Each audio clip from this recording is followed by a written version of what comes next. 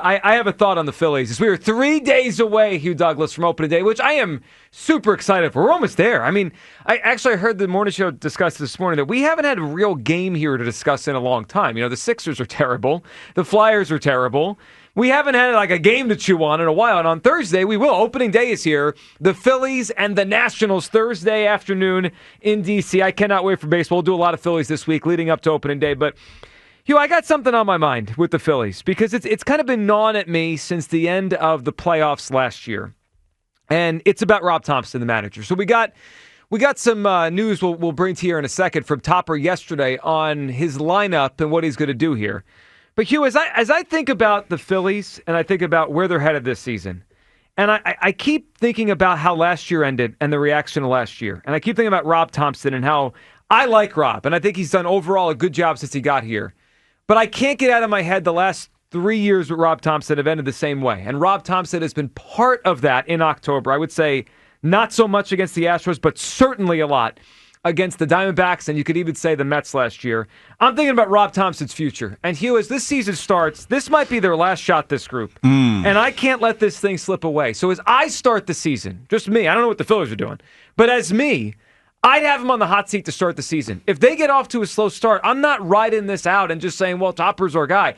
I need the Phillies to play well. I need the Phillies to take advantage of the group they have here and not waste this group because the last few years they've gotten close and not won it. I believe Rob Thomson should start the season on the hot seat. And adding to that, the clock is started on Rob Thomson. Adding to that is the one thing on this baseball team that we all knew worked was Kyle Schwarber as the leadoff hitter. And it sounds... you and your feelings today. Yeah, I am my feelings. Well, yes, I am. Okay? And now it sounds like we're not going to have that, at least not on a daily basis. Hugh, where do you come down on this? And then we'll talk through the lineup thing that Topper let us know about yesterday. He kind of hinted at it for a few weeks here. But Hugh, where do you come down? Rob Thomson, should he be on the hot seat to start the season? This is interesting, man. And I'm going to long talk a little bit. So everybody get ready. I'm going to long talk a little bit because I think that there's a lot of layers to what you're saying, Joe. There are a lot of layers. I get where you're coming from. And I've seen this happen before. And unfortunately, when things change, sometimes the team gets over the hump. You know, the person that comes to mind immediately is Coach Dungy in Tampa Bay. Sure. And when Coach Gruden comes in, he turns this thing around. And unfortunately for us, they go to the Super Bowl, on us. They go to the Super Bowl on us. So I get where you're coming from.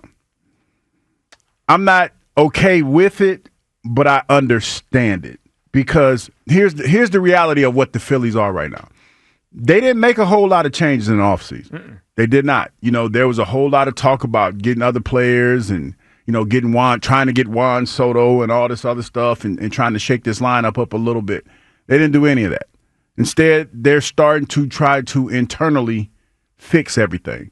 And, who was it that told us last week? Was it Greg Murphy that said that, the third best hitting group in Major League Baseball? It was Greg, yeah. Yeah, that's pretty impressive. That's pretty impressive when you think about what has happened with the Phillies. So I long talk to say all this. I don't think it's fair. I don't think he should be. But I understand it if he is. Yeah, and look, you mentioned the Tony Dungy example. We have one here with Rob Thomson. He was the fill-in, right? They struggled in 2022, and they booted Girardi mercifully because I couldn't handle it anymore. I don't think the players could either. And they took off under Rob Thomson. 215-592-9494. I know we don't want to talk much about this because we want to have optimism, and we should have optimism. It's a good baseball team.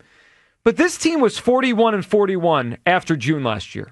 That includes the playoffs. They were a 500 baseball team. If this team starts out 500 in April or worse, or 500 through the beginning of May or worse, I'd pull the plug. I can't waste this season and let this thing go down the drain if the manager isn't the right guy anymore. 215-592-9494. Then we got this yesterday. Here's Topper on the lineup, as it sounds like we're going to have two lineups to start the season. I know the question everybody's asked all spring is your lineup. What will it look like come Thursday? Is today a pretty good preview, or is that just reading too much into it? Well, we're going to go with Trey leading off tomorrow, so we're still fighting through it. And I'm thinking about, maybe against a left-handed starter, it's Trey leading off. Right-handed starter, it's Schwarber leading off. But I'm not quite there yet. But the 9 guys you see today are going to be in the lineup on opening day. All right, we call this the topper hedge. He's hedging here. He's going to go into the season with 2 different lineups. Hugh, I think when we were down at spring training a week ago, we started to put the pieces to this together. Like, this might be what he's doing. Because if you look at the lineups every day in spring training, when it's a righty pitching, he goes Schwarber. When it's a lefty, he goes Turner. So he's been showing us his hand. We just didn't realize what he was doing the first few weeks. Look, I think they're in a vacuum. I get what he's doing because maybe one's trying to shake it up. Shake it up. But the Schwarber thing worked. And if you go away from that and it doesn't work, then I'm going to sit here and say, well, why did you change that? Because that's the only lever you had to pull. I think that, we all know the definition of insanity. I don't have to tell you that. And the fact that we're running this back, even though we were the 3rd best hitting team in baseball, scoring runs in baseball, we didn't get to the ultimate goal. And the bats got cold. I feel like the reason why he's doing it like this, Joe, is because he's trying to shake up what hasn't really changed a whole lot for him. And he's trying to figure out ways to keep guys fresh, keep guys engaged, and not let the bats go cold late in the season. Because that's been the biggest problem. Everything that they've set out to do over the last 3 seasons since I've been here, they've accomplished. They just haven't accomplished the ultimate goal. So I see why they ran it back. But to your point, if it doesn't get done this time, then they're going to have to look at the manager because you're not going to look at the money guys. The money guys aren't going anywhere. When you talk about these guaranteed contracts and the fact that you couldn't move Alec Bowman off season, that should tell you everything that you need to know. So he's going to be the guy that if it doesn't go right, he's probably going to be the fall guy. And I think that's fair. 215-592-9490 for sure. Rob Thomson be in the hot seat to start the season. And then for me, I keep going back to this. We threw this out there on Friday because we saw it and it caught our attention.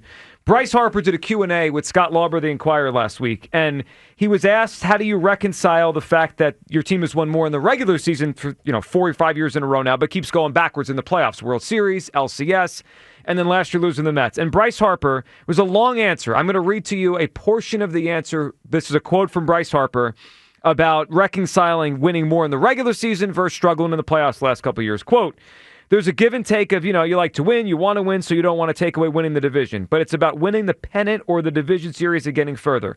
In 2023, I think Arizona outpitched us, outplayed us, outcoached us, everything those last couple games. Then obviously the Mets last year, same thing. They outcoached us, outplayed us, outperformed us. Bryce Harper twice, when talking to Scott Lauber, the Inquirer, said the word outcoached. I can't say it doesn't mean anything. I don't know. I can't get in Bryce's head and know what he meant by saying that. But I wonder if that clubhouse has lost some faith in Rob Thomson, a guy that 2 years ago, 3 years ago, he was like the magic button that helped push them over the top. Sometimes in sports, though, it changes fast. 215-592-9494. Should Rob Thomson be on the hot seat to start the season? I say yes. Hugh doesn't want to say yes, but he gets it. Kyle, where do you come down as we start a Phillies season with great expectation, but also, I think, some angst? Like, what are they going to be and how much time is left? So, and this isn't even coming from a place of me being an anti-Topper guy. I don't think he's a bad manager by any means. I don't even think he's necessarily the reason that the team hasn't been able to get over the hump over the last few years. This is really just kind of like, I guess I think back to 2022 when the Phillies got off to a really bad start with Joe Girardi. And the move that they made was to fire Joe Girardi and put Rob Thomson in place. Yep. And it sort of provided that spark for the team. We've been talking about this roster, and we were doing the clock ticking thing. The clock's ticking on this team. Like, this is put up or shut up time for the Phillies if they want to win the World Series. And if they don't, and if it's disappointing again, then we're talking about breaking up the core of this team in the offseason. However, you can't break up the core of this team in May. And if they're falling behind, if they look like they're, about to fall very far behind the Braves or the Mets in the division, and it looks like the season could be lost early on, it's the only lever I think they'll have left to pull. I mean, they can shake the lineup around as much as they want, but it might just be where the Phillies need sort of a wake-up call or an attitude change, and they're not going to be able to do that by shaking up the core of the team. It feels like the last thing that they can do, the last button to push, would be to replace the manager. And I wouldn't even be 100% sure it works, but it feels like desperate times call for desperate measures, and that may have to be the measure. Yeah, it may have to be. 215-592-9494. And then you could also realize the last couple of years they had a chance to give him a long-term contract. They just kept adding one extra year to his deal. It kind of makes you wonder, like, how married are they to Rob Thomson? Look, I think Topper's been a good Phillies manager. I like him. I think most of the time when they struggle, it's not I don't look at him. but at some point, they got to get over the hump here. And the last half of last season, they were not a good baseball team. They stunk in the playoffs. If that continues into the start of the season, I can't just sit on my hands and say, well, hopefully they figure it out. No. The National League is better. The Mets are better. The Braves will be better. I need this team to be good from the jump, and if they're not, I got the manager in the hot seat. 215-592-9494. We start here. Opening day is Thursday. It's weird to have a manager in the hot seat this early. But off the last 2 years, do you believe Rob Thomson should be on the hot seat to start this season?